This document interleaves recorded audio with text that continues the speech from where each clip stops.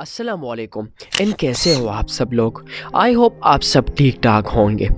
قبرستان ایک ایسی جگہ ہوتی ہے جس میں ہمارے ایک نئی زندگی شروع ہو جاتی ہے. آج میں آپ کو لے کے چلوں گا دنیا کے سب سے بڑے قبرستان میں، جو وادی السلام میں واقع ہے، عراق میں ہے، اور جس میں لگ بھگ 6 ملین لوگ وہ دفن ہیں.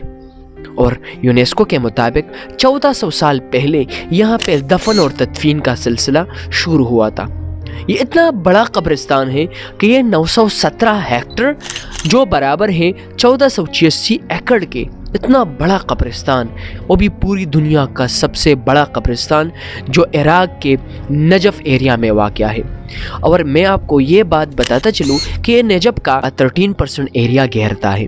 یہ کافی بڑا قبرستان ہے. اور نجف میں مطلب جو اس ایریا میں جب لوگ ٹریول کرتے ہیں، عموماً جو زیارتیں ہوتی ہیں، مطلب حضرت علی رضی اللہ عنہ، مختلف ایسے زیارتیں ہوتی ہیں، روزے مبارک ہوتی ہے، اس کو لوگ وزٹ کرتے ہیں. اس ایریا کو وزٹ ضرور کرتے ہیں، اس قبرستان کو ضرور وزٹ کرتے ہیں، کیونکہ اس 6 ملین لوگوں میں سائنٹسٹ بھی ہے، پروفٹس بھی ہے، مختلف صحابہ بھی ہے.